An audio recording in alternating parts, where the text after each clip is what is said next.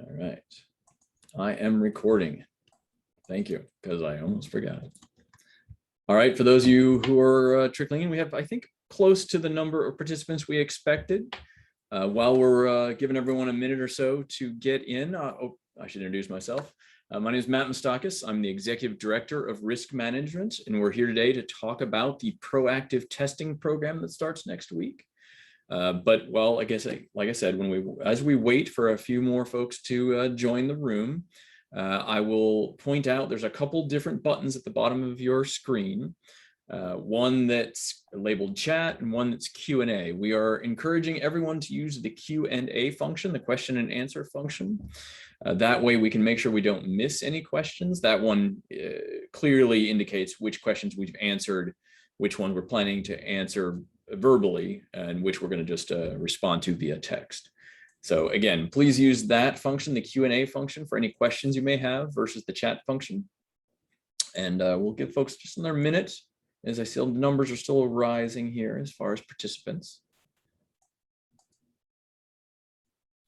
Ah, there we go. We already have our first question in there. So that's good.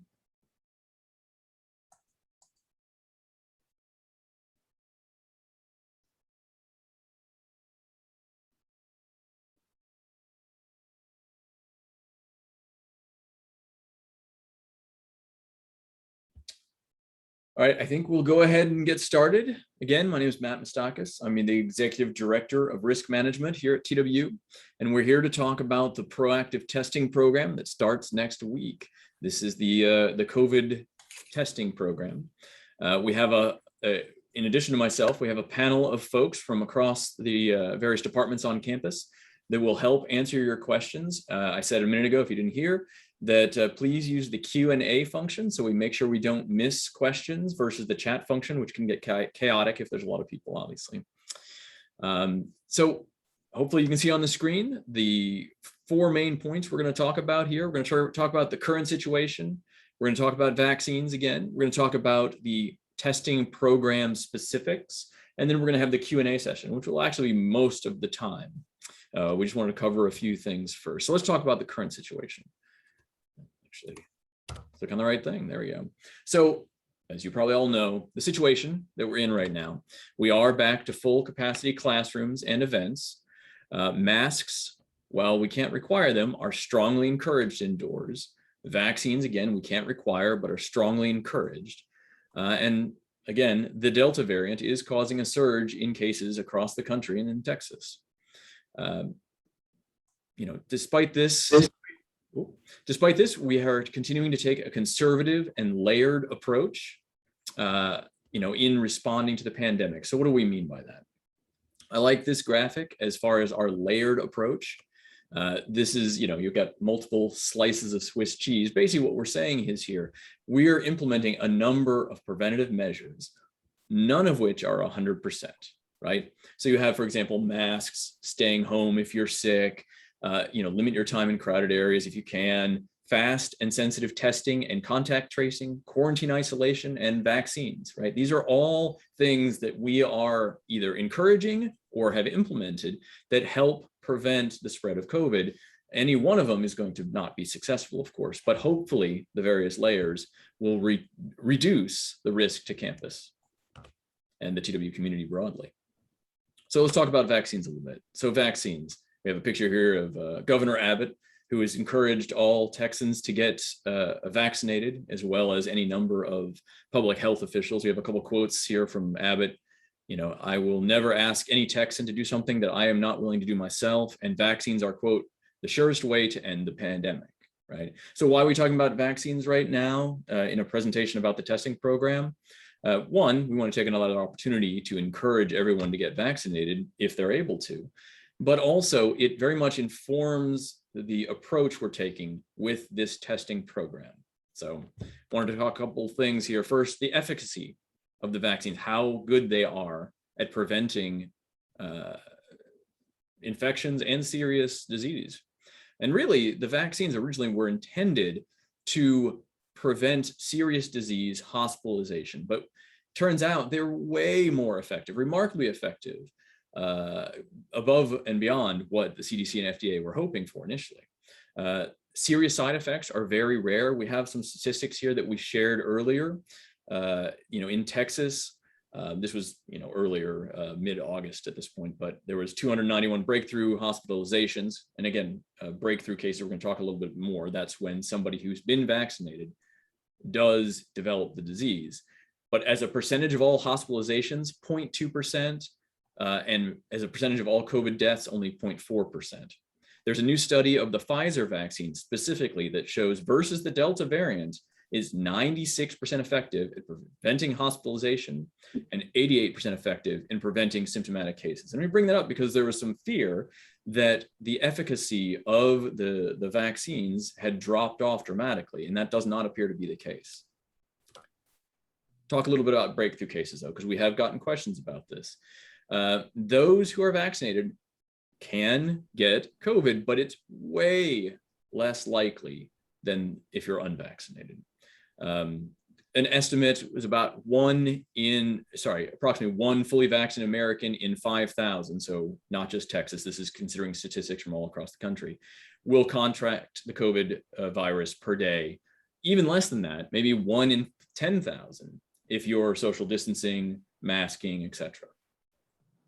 Another thing there was a lot of news reporting on was that the viral loads, in other words, the amount of virus in your nose, in your lungs, etc., was just as high in those who were vaccinated, those who actually did catch the disease, which again is a lot less than the unvaccinated population, was the same. So in other words, the amount of virus you might be exhaling was just as bad in a vaccinated person as an unvaccinated person.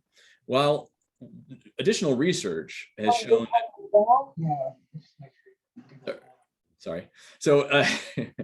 additional research has shown that while that's true in the first few days, because your body is responding to the virus, if you've been vaccinated, it drops off much more quickly. So the amount of time that a vaccinated person is infectious is much less than an unvaccinated person, even though breakthrough cases for those who are vaccinated are very rare. Okay. I did want to mention the Community of Immunity Challenge. This is our effort to encourage students and employees to get vaccinated. So the way this works is that students and employees turn in proof of vaccination. And we look at what the percentage of, we have basically 2 different contests, one for students and one for employees. And we're looking at the percentage of those within those 2 populations who are fully vaccinated and provide proof of that. And there's prize drawings that are unlocked at 70%, 80%, and 90% vaccination rate. So every employee or every student would be in the drawing for these prizes if, as a group, they reach those goals. You go to tw.edu/immunity to upload proof of vaccination. There's actually 2 different processes, one for students and one for employees, but that's where you can get the links for both and get some more information about prizes and things like that. Oh, I'm going to say prizes for students. There's scholarships, there's money for the bookstore, there's laptops, there's parking permits. For employees, we're going to have parking permits. We're going to have recognition days. So a free vacation day, effectively. We're going to have a grand prize of lunch with Dr. Phaeton. She walked off camera there, so shh. And then, as well as some other cool prizes that we're going to have for both students and employees. So clinics, vaccination clinics. There will be additional opportunities to get vaccinated this semester on campus. We're going to have vaccination clinics in the same locations as the testing sites. It's not going to be every day because the testing, we'll talk about a little bit later, is going to be most days. Vaccination clinics will be more single events, like, hey, on this day, we're going to have vaccines available. So we'll provide more information about those as the dates are determined. And Student Health Services also has vaccines available for student patients. Now, Student Health Services won't be doing vaccination clinics like we did earlier for employees and other members of the TW community. They're focusing on students again, so we'll have other options for employees. All right, so let's talk about the program specifics, right? So again, this is a proactive testing program. It's a surveillance testing program for COVID-19. All faculty, staff, and students are required to get tested each week. There's some exemptions to that. We're going to talk about that in a minute, but that is the default requirement. We're going to have testing locations on all 3 campuses, and this begins Monday, September 13th. Okay, so the exemptions. So if you provide proof that you're fully vaccinated, it's not just that you're vaccinated, you have to give us proof of that, obviously. You use the same forms I mentioned earlier, right? If whether you're a student or an employee, you use the community immunity forms to fill that out. It's worth noting that fully vaccinated individuals can still go and get tested on campus, right? So we'll have these testing locations. If you want to go get tested, even if you've provided proof that you're fully vaccinated, you're more than welcome to do that, okay? In fact, we have some departments that are going to encourage their folks to do that. The other exemptions, if you didn't come to campus at any time during a particular week, we're going to do this based on calendar weeks, not like a rolling day, 7 days, excuse me.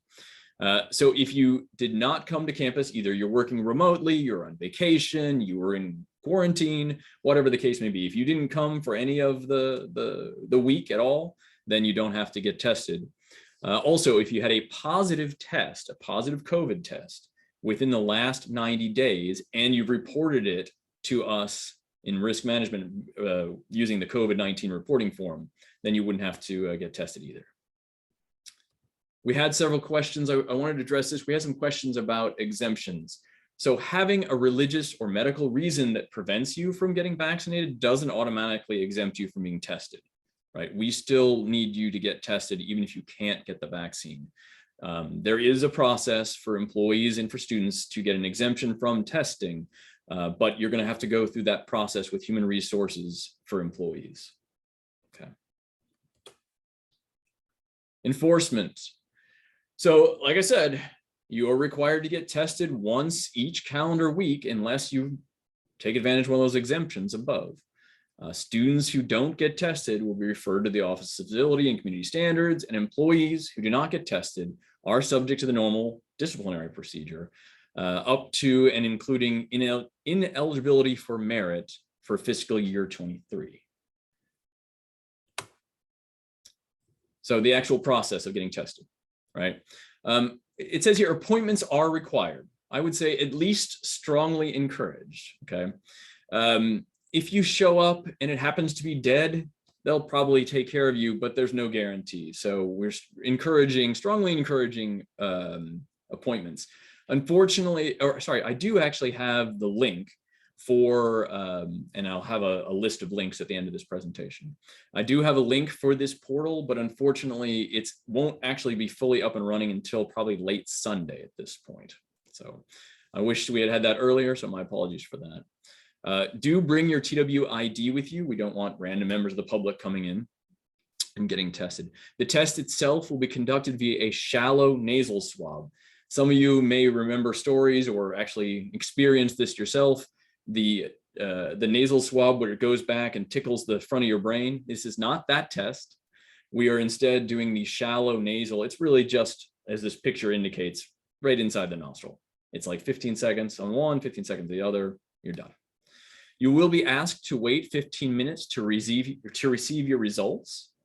If you're negative, right, good, you're good to go. If you're positive, you'll be offered a PCR test for confirmation.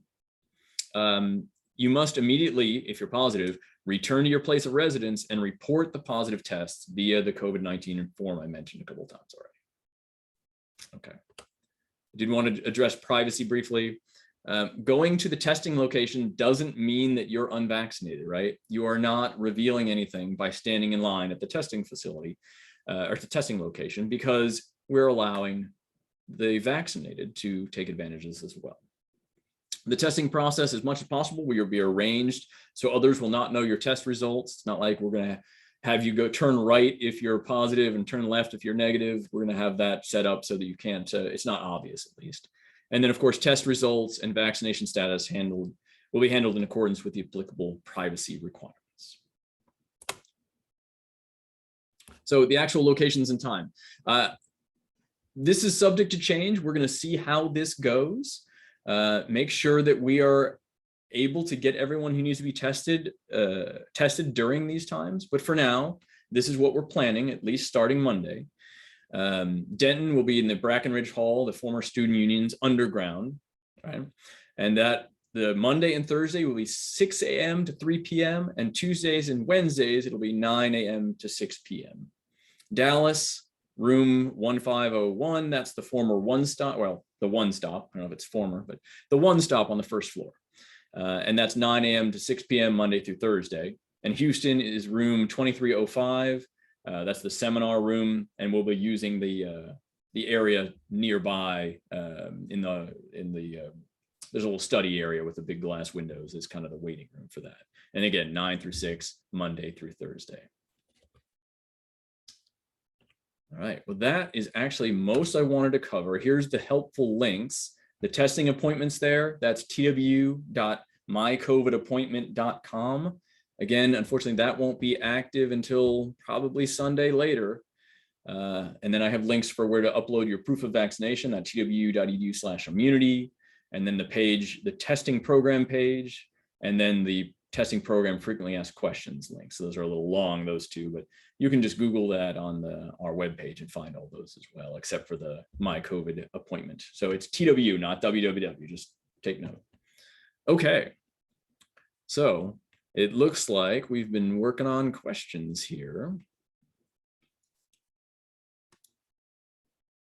All right, I'm just gonna jump in here.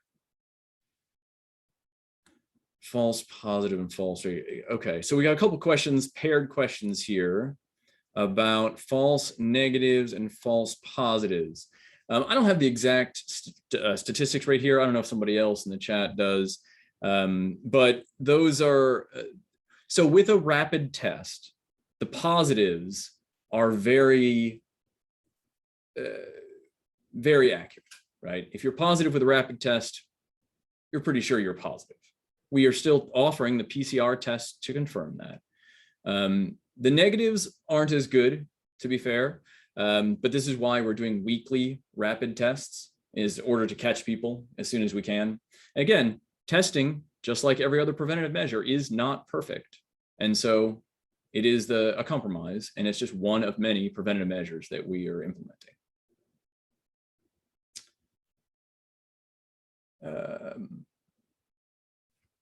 Okay, let me see here. Hey, Matt, I have a question.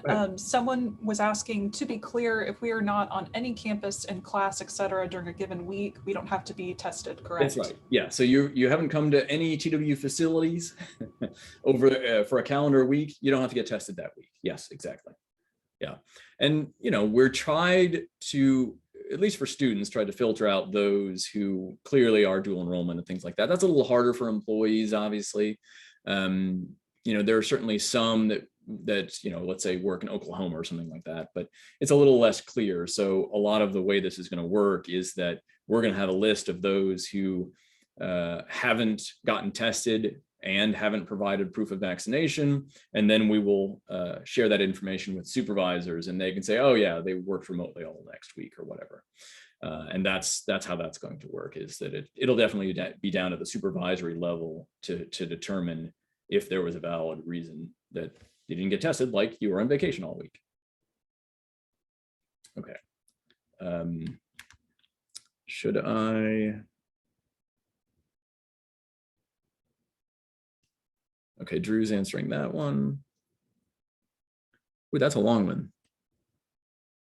Matt, I have a question on if an individual could be tested more than once a week if they've been exposed and are fully vaccinated, so not required to quarantine. So basically the question is there a limit to how many times you can be tested regardless of status, I guess? Yeah, I would ask that you not do it every day or anything like that. I mean, it is costing TW money, but if there's a valid reason, I don't have a problem with that. I mean, and we're going to be asking for TW ID, but it's not like the Gene IQ, and that's the name of the company who's actually doing this work for us. Gene IQ isn't going to know if you've been through the line twice, but we'll know eventually. So I would say don't abuse it, but if you need to, feel free. All right, let me see if I can find. There's also a couple questions, and this may be more for student health services regarding vaccination rates, and where we're standing potentially. I know that we don't have the answer for employees until it is vetted through GeneIQ, but do we have a status on students? Tanisha had given us a number from a few days ago. 62.5% was the current student rate, and still waiting, still determining the employee rate. Yeah, and I think I saw that was one of the first question that came in, so I assume you all already answered it, but you know, we're not going to, until GeneIQ starts going through all of those submitted cards and or dates of birth. You can give either a picture of your vaccination card or your date of birth, so they can check in the state database. And we're just getting to the point where they're going to start going through those. So those emails saying, yep, you're exempt from the testing program, or no, sorry, you need to provide additional information. If you get one that says you need to provide additional information, you'll need to just go to the same form and upload, like, you know, we've been joking, you accidentally uploaded a picture of your dog from your phone instead of your vaccine ID card. Well, then, you know, you'll just need to try again. Matt, can you repeat the Houston testing dates? So I would also suggest go ahead and repeating the Houston and Dallas. Sure. Let me actually, I'll just slide Oh, back. the times, I'm sorry. Yeah, it's okay. So there, I put it back on the screen there temporarily. So Dallas, it's 9 to 6 p.m. Monday through Thursday, same with Houston. And again, if we need to adjust that because we find that there are students or employees who can't make this, as much as we can, we'll adapt. You know, we're gonna do this first week this way and see how it goes, and then, like I said, continuously adapt depending on volume, traffic, whatever. All right, I'm looking in the chat box, but feel free to let me know if there's.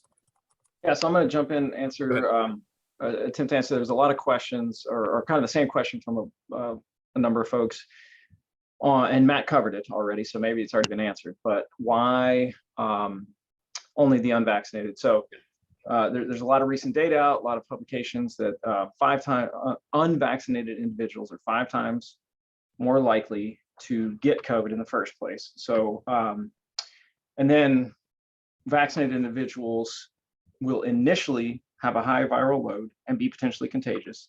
Yeah. But that quickly diminishes, and so they're contagious for a much shorter period.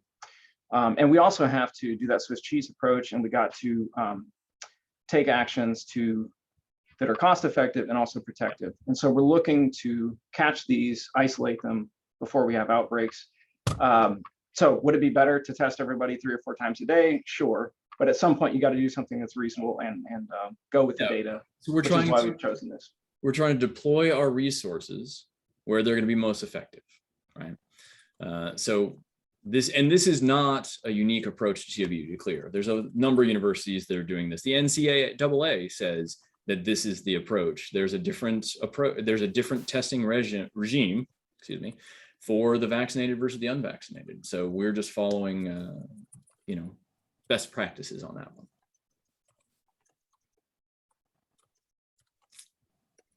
Hey, Matt, we just had a conversation, or not, a question come in about if someone does not have their proof of vaccination by Monday, do they still have to come in for testing? Okay. Yeah. So so the way this works is we're gonna basically tally up who didn't do testing basically at the end of the week on Friday. And so if you upload your proof of vaccination and we're able to review it before then it shouldn't be a problem.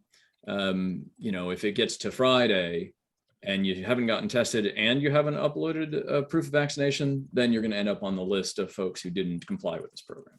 So there's some flexibility there is what I'm trying to say. But as far as the date you get it, it's not like if you don't get it Monday or, you know, before Monday, let's say. You know, that is, you don't want to cut it too close because GeneIQ actually has to review that. So.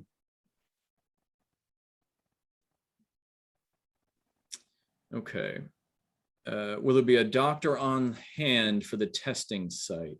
No, not a doctor. There will be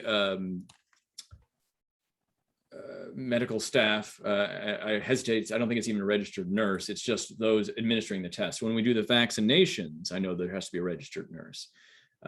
So, you know, as far as what this means, let's say from your physician, if you test positive, you need to talk to your doctor about that. But the folks there will certainly know, okay, this is what you have to do now that you've tested positive. And the answer is generally go home, obviously, and then let us know so we can do contact tracing. Anything other than that, as far as medical advice, you need to talk to your own physician about.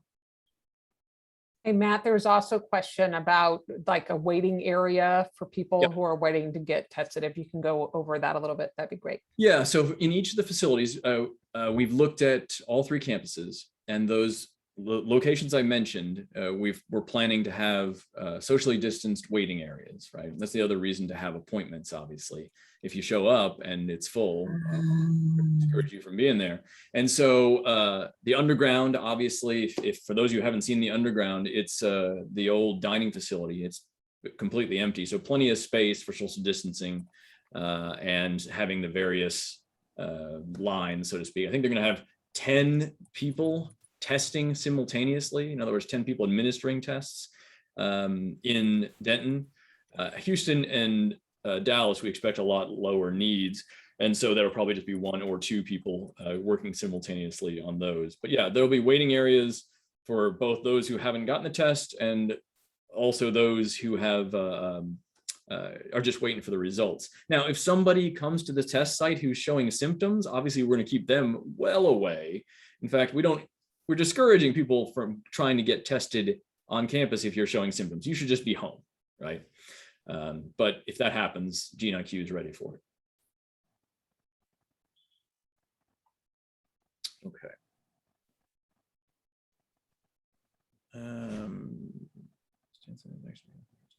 So there's a question, according to the proactive COVID-19 testing program from inside TWU,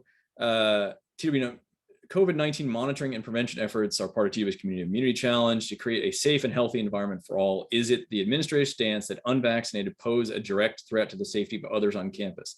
I mean, I certainly wouldn't say it that way, but obviously based on the data, if you're unvaccinated, you're more likely to catch COVID and more likely to spread it. So it's not that it's, you know,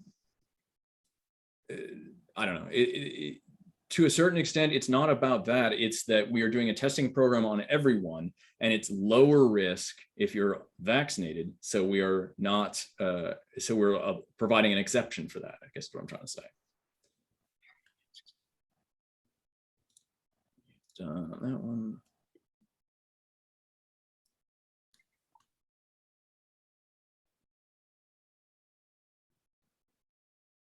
Okay, so there's some long questions about GNIQ and their qualifications and stuff. I would just recommend you go check the GNIQ website, or you can talk to us separately for that.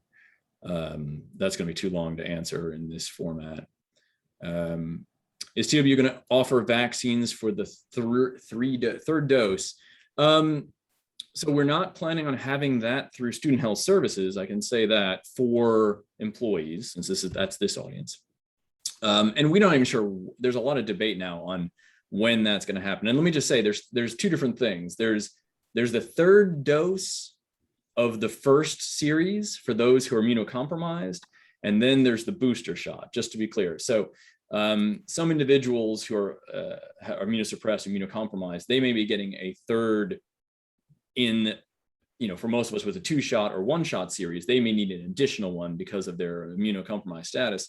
The booster shot, there's a lot of debate between in the FDA, between the White House and the FDA, et cetera, about if the data really justifies that at this point.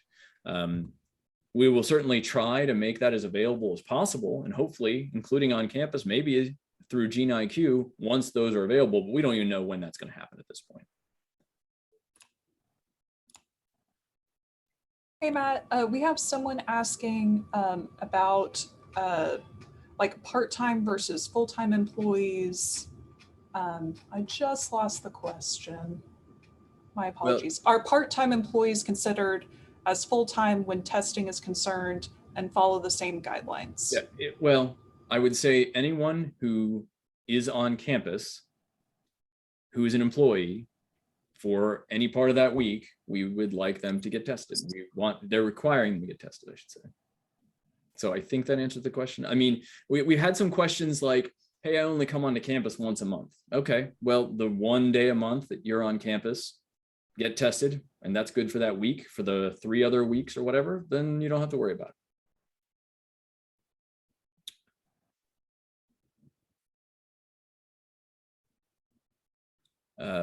Let's see. So we've answered some of these. Vaccinated persons can still carry the virus. We've covered that. Yes, it's possible. It's a lot less likely and at a lot lower level, or at least it drops off more quickly as in the days following infection.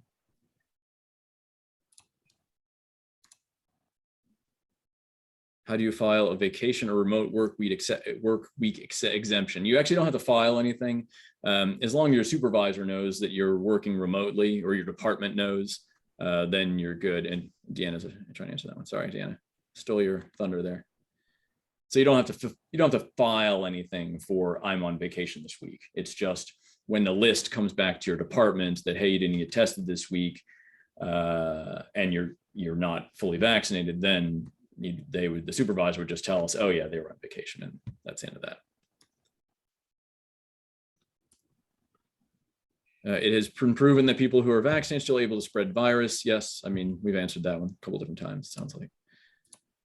Hi, Matt. I have one that says, will the testing site inform risk management of a positive test result, or will we still be on the honor system for self-reporting? So it's actually both. We want you to go home immediately and fill out the form so we can begin contact tracing as soon as possible. If we don't get that, there still is a backup that we nightly or every day, we will get a list of those who tested positive. So we will know that. You'll get in the contact tracing system regardless, but it's a lot easier for all of us if you put in the information in that form so we don't have to call you up and transcribe it all over the phone. We're still going to call you and discuss it, but it'll be a lot shorter and easier if you've already done it. There's a lot of things we have to record, and if you can just do that for us, but I realize some people can't, so we'll reach out to them if we need to. All right. Other questions that I'm missing? There are a lot of questions. One is asking, when we have the data, will we be able to post the vaccination rate of TW employees and students on the website? And is it possible to also include information by campus? I'm not sure we're going to do it by campus because the competition doesn't work that way, but we could probably I have to look into that actually. I started to say, I'm not sure what the spreadsheet we're basing it on has as far as campus. So I know we will be talking about it overall. That's the only thing I can promise at this point, is that just like we're talking about students, we will be talking about the vaccination rate of employees, because again, if you get to 70%, we're going to have a lot of cool drawings, and 80% and 90% if we get there. So good prizes, if nothing else. All right, those in the chat, other questions I should try and answer as I scroll through some of these? There's a lot that we've already answered that are still open, but there's one, I believe, that I'm not sure if it's been answered in a different chat or not, but or a text response, but it is related to the type of leave that is going to be needed if whenever a positive test is found. What do they do as far as timesheets? So that's an HR question, and I'll attempt it and they can correct me, is that really depends on the specific situation. So instead of getting into all the permutations, I think we're going to leave that to HR to figure out when it occurs. Amy or anyone else from HR, I don't know if you wanted to correct me or add to that? No? All right. Oh, there's an interesting one. Will there be any future booster requirement to maintain vaccination exemption? I don't think we know the answer to that. I think that's really going to depend on what FDA and CDC guidance is far as is that considered fully vaccinated still, and at what point. I mean, obviously the first day that the boosters are being handed out, let's say, they're probably not going to change the definition, but it depends. We're going to follow their lead on that one. And I'll just say, we've done that from the beginning. We followed CDC, local and state guidance and best management practices by looking at what other universities are doing. So we'll continue to do that. For some reason, I don't think I'm able to click the answered live button anymore. It seems to have frozen up for me. So I'm going to jump in. There's this question's been asked a lot, and I've typed a response, but somebody asked again to respond again. I believe you covered it, but we had it so many times. Does the presence of antibodies get you out of the testing? And it does not. So if you have a confirmed COVID positive case within the last 90 days, according to CDC guidelines that we're following, then you do not need to, you would not be expected to be able to contract COVID, and therefore you would be exempt for those 90 days, but we do need to have had record of it. So we have the TW COVID reporting form. So if you were positive in the last 90 days, we should have known about it because we would have had you in isolation. So yeah, if you're in the system for that, you are exempt for those 90 days, but antibodies alone is not sufficient. And Drew, you probably be way more of an expert on this than I am, but and you probably explained it in the text, but we don't really know what that means. We don't really know if you can still be infectious for how long after having antibodies. And there's even some question about whether other coronaviruses might trigger those antibodies versus just COVID-19. So unfortunately, we just don't know what that means. And so we can't do anything with that. And I say we, again, CDC, not TW. Okay.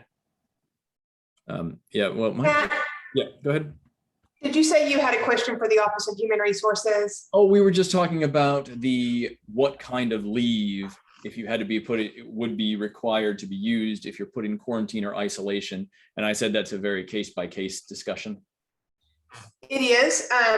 We currently have 80 hours of emergency leave available per employee for the year 2021. However, at the end of this month, September 30th, emergency leave goes away. So for quarantine and isolation work missed this month, you have up to 80 hours of emergency leave. After this month, beginning 10/1, it will be sick leave or vacation leave that covers any missed time.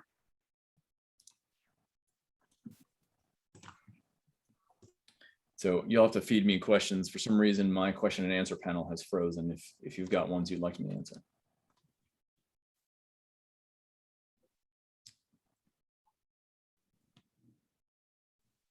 Have we covered them all already? Seems unlikely. So again, we kind of answered this question in different ways before, but one question says, will students who don't get tested be stopped from attending class in person? Yeah, so if they test positive, that means that it appears that they have an active infection, which means we will put them in isolation. And again, that's part of the reason we instruct them to go back to their place of residence and fill out the form. But as a backup, we get that information at risk management, and then we do what we need to do as far as contact tracing. So yes, that is what is supposed to happen. And it's worked fairly well so pretty far. We haven't had a huge problem with people just ignoring the rules. So yes, that is the process. They are not supposed to come to class. And we're gonna have Gene IQ with a sheet of paper.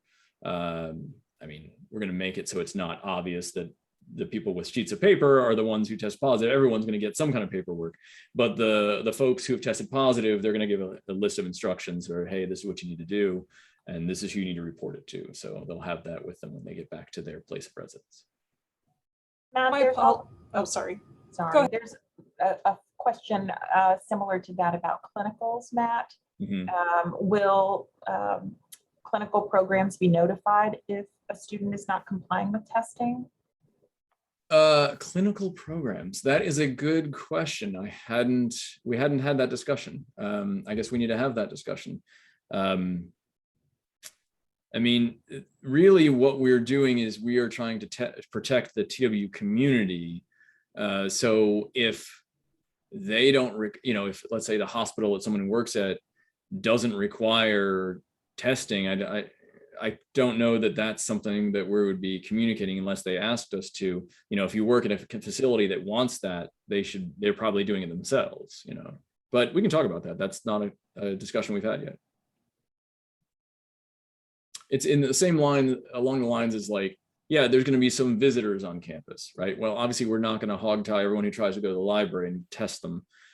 So again, it's a preventative measure that's recommended by CDC, proven to be effective at other institutions, but it's not 100%. Again, you've answered this many times, but it keeps on coming up. So is the testing basically on our system? Are supervisors given list for those needing testing? Yeah, so the supervisors for employees, supervisors or divisions, or I'm not sure exactly how we're distributing it, but the list of each department's employees so I send GeneIQ a list of employees. They remove the folks who they've gotten documentation for being fully vaccinated. And then they remove the people from that list who showed up for testing that week. The remaining list is then distributed across campus to the various departments saying, here's the folks who didn't comply with the program. Let us know if they were on vacation or something. If not, we're assuming they're all in violation of the testing program. Matt? I'm going to jump in. There's been a lot of questions on just in general, when does the testing end and when does COVID end and when will this end? And so it's very flexible, very fluid. And if we knew that, I think we would have a lot of money. But obviously we're following the data, and it's going to depend on the situation. So we got to be flexible and reasonable about this. So it's not going to be forever, but there's no way to answer that. It's going to depend on what's going on. Yeah, what the case rates and stuff are. And since you've stolen one of Dr. Phaeton's COVID phrases there, I think she wanted to say something. Matt, yes, there was a question about a breakthrough case. If somebody's was vaccinated yet tests positive anyway, do they have to quarantine? Is the time to quarantine, et cetera, as long as for unvaccinated people? Yeah, it's still the recommendation, even though the viral load drops off much more quickly. The virus is in your nose and throat, et cetera, and lungs. The recommendation, just for simplicity from CDC, is that they still have to isolate for the 10 days. So if somebody who's already provided proof of vaccination decides to get tested or shows symptoms, of course, they would then need to report to us, and we would instruct them to isolate for the full 10 days.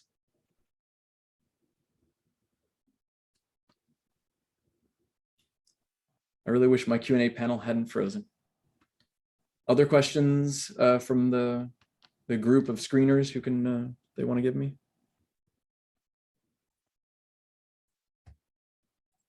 Matt? Yes. There's a question about people wondering that we have so many students. So if we really are going to test all those students that are not vaccinated, is that really logistically going to be possible? I think so. GeneIQ is full aware of the numbers we're talking about. We did estimate the number of, we looked at the number of students who are on campus, who actually attend, I should say, any classes on campus. And then, removed, it was actually a lower percentage when we first started this, but the percentage that have reported they're vaccinated. And they've staffed up appropriately. Our understanding is that Dallas and Houston are going to be easier, obviously, as far as numbers, because most of the students there, or not most, but a large number of the students there are vaccinated because of the nature of their studies. And there's, in Denton, we're going to have basically 10 aisles, so to speak, to handle it, and doing 9 hours a day for 4 days a week. If it's not enough and it's too backed up, well, we'll talk to GeneIQ about additional staffing. And Matt, one more, and you may want to repeat this. I know you've mentioned it, but will we accept tests that were done by other taken by other providers? Yeah, I actually haven't mentioned that. So we'd much prefer, for everyone's sake, that you just get tested on campus. But if for some reason the logistics don't work out for you, we would consider that. I think what we decided is it has to be not a home test. You need to actually have a report with your name and your result on it. And I think what we're leaning towards is that you would provide that to your supervisor when they got that list. But we might have you, we had thought about maybe you needed to be handed to Gene IQ because they are obviously used to reading those reports more than we are and your supervisor is. So that's something we're still talking through. But if at all possible, it'll be easier for you and easier for us if you just get tested on campus during one of the times we have available. And if we need to adjust those to make that easier, then we'll consider that. Matt, one more. I think there's some confusion about what information will be sent to supervisors. In other words, is it just the names of everyone, or will they only get the names of those who haven't tested and should have gotten tested Exactly. because they haven't gotten the exemption? Exactly. It's so the end result that finds its way to the supervisor is a name of an employee who hasn't completed the weekly testing. So your supervisor won't know if you're vaccinated or unvaxxed or anything like that. That's another common concern.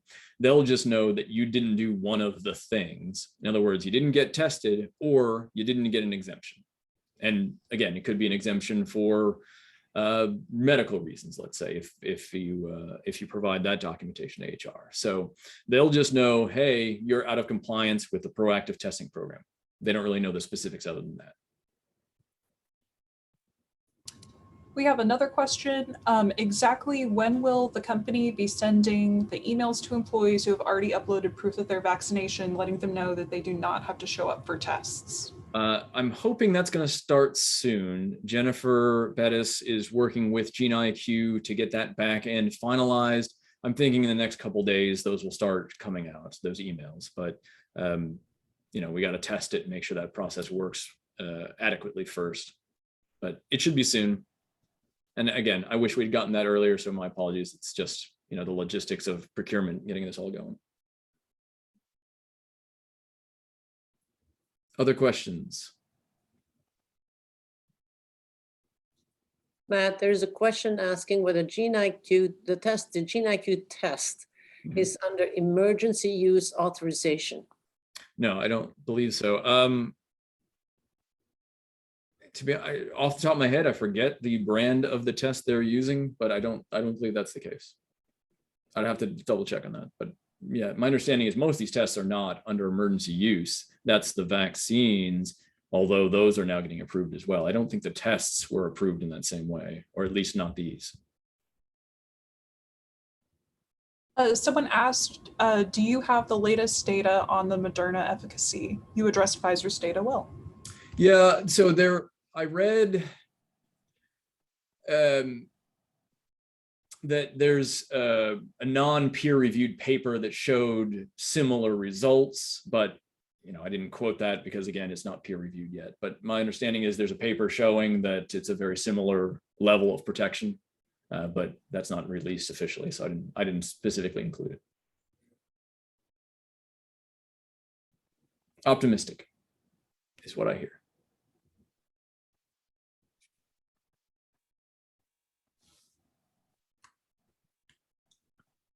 Anybody else?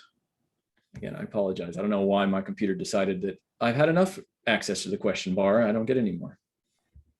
Matt, I think one of the questions that could be answered is once a person tests positive from the testing site, what should they do after the test to get their stuff and go home, or what does that process look like? Yeah, so if they test positive, obviously we want you to leave campus as soon as possible. I will say, we're encouraging you strongly to wait the 15 minutes to get your result first. If you just leave, well, then you might go to class or back to work, and then it's gonna be that much longer before we tell you, hey, catch up with you again and say, look, this is what your test results are. So we really need you to stay the 15 minutes to get your results. But at that point, I mean, it's not a huge problem if you briefly go and get your laptop or something like that. Obviously, we want you to leave campus as quickly as you can, but an extra 5-10 minutes to get your car keys is not the end of the world. So, and then again, report that, that you tested positive. It's very likely, in the example of your car keys, that you were already in that space anyway before you got tested. So again, we want you to leave as soon as possible, but we don't want you to have to walk home. And then report it to risk management via the COVID-19 reporting form, and then we'll get with you on contact tracing and provide further instructions. Yeah, go ahead. Piggybacking off of that question, someone asked if the person sitting next to us in the waiting room tests positive, will we be notified? No, the plan is to have everyone social distance so that you're not within 6 feet for 10 minutes or more, and so that won't be an issue. And so again, we encourage you, if you're just trying to show up, again, get an appointment, it's a better idea, but don't, those like the dots on the floor, the grocery store stand here, try and keep 6 feet. Again, you're not likely to be in line with somebody for 10 minutes or more within 6 feet, the way we're setting this all up, but you gotta use your own judgment on keeping social distancing. If everyone else is crowding in, you don't do it.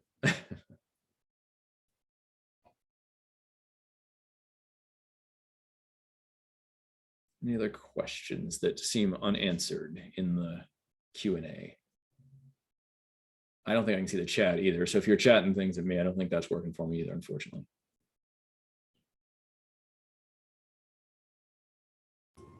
We have a question. Would an employee's workplace be cleaned when the, infected employee leaves their office after the test? It depends on the circumstance. We have done some of that in the past. If it's a private office, obviously we're just going to close the door and leave it. If it's in a close shared space, sometimes we'll do that. Obviously surface contact, getting infected from surfaces is a lot less of a concern than it used to be. So it's mostly a matter of making sure that that the space is closed if at all possible. We do have some the spray guns. I forget what they're called exactly. If we do feel the need to spray an area down, we can do that. But obviously, we'll need everyone to leave the area before we do that. So it depends. Like I said, it depends on the circumstances, who you were around, how long you were there, et cetera. And a lot of that we glean from the contact tracing process. Someone also asked, is it possible to speak anonymously about COVID concerns with risk management without involving their supervisor? Oh, absolutely. Yeah. I mean, if you test positive, if you, let's separate this from the testing program.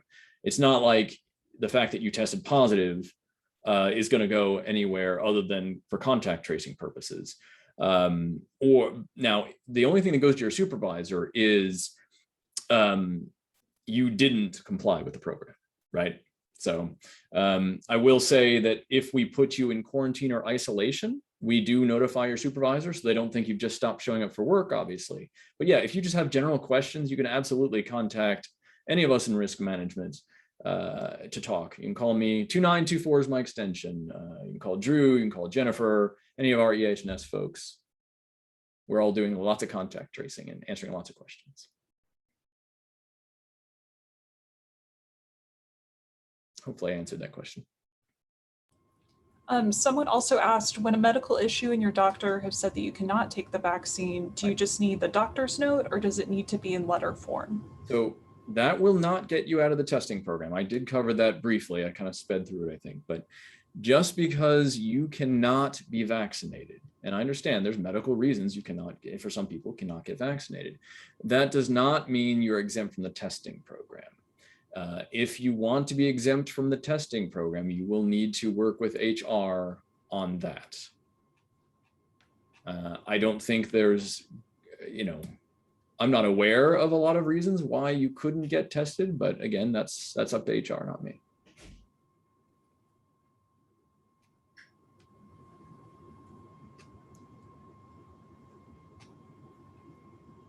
We have about 5 minutes left. I mean, we're more than happy to answer questions beyond that time. I'm just, you know, if we're running low on questions, we can try and keep to that schedule. But if there are more coming, we can stay on for a little longer. See, my clock's right. Yeah, looks right.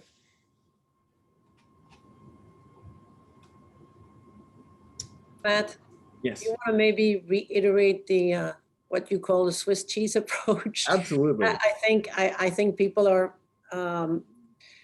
taking data from another place and saying, well, this is not 100%, or this, or there's still cases that might happen, et cetera. And so I think explaining the multi-layer approach might be.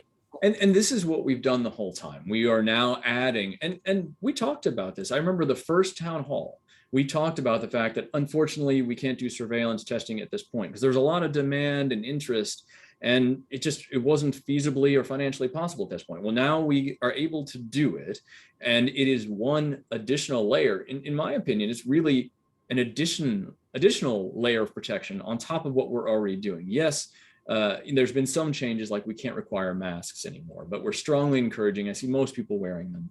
So I really feel like it's just another layer on top of what we're already doing. But again, to Dr. Phaeton's point, none of these things are going to be 100%. And testing is definitely not going to be 100%, right? I mean, again, you can have somebody that the test just doesn't pick up, even if we did it in a very different way, right? So it's really about the frequency of the testing and the high reliability, but it's not perfect. We don't have every single situation covered in that. But again, if you look at this, which I love this animation or whatever graphic I'm trying to say, you see at the very left, you got the personal responsibilities and the shared responsibilities, right? Staying home, physical distancing, right? If you feel, I don't think that's on the screen. Oh, I'm sorry. What did I do? Oh, well, I think then, is it up there now? Oh, hold on. Let me share again. Okay, well, it doesn't look like I'm able to share anymore. Okay, I don't know what's going on with my computer. I apologize. So it was the graphic that we'd shown earlier of all the layers of Swiss cheese, right?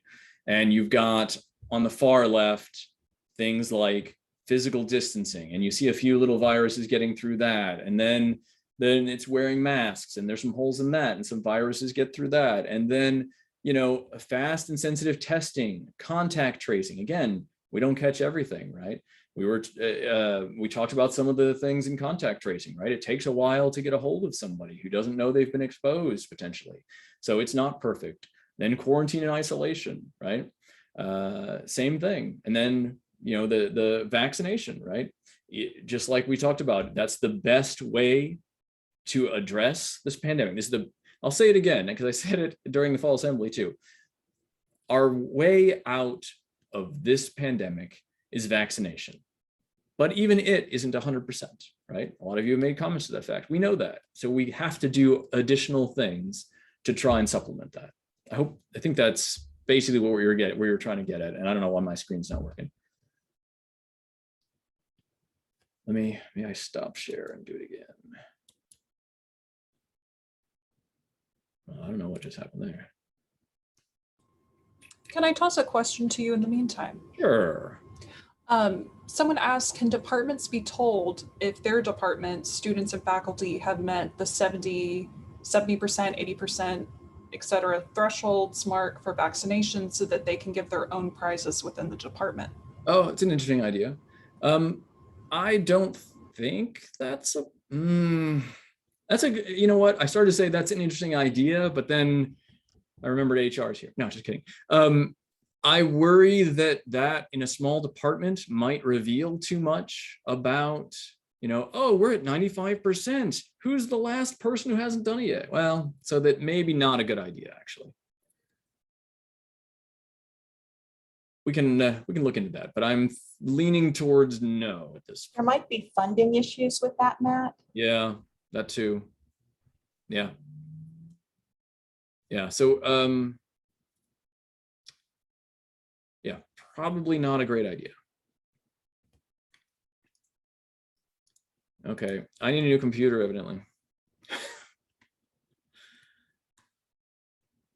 Well, hopefully you can all still see and hear me because I can't do anything.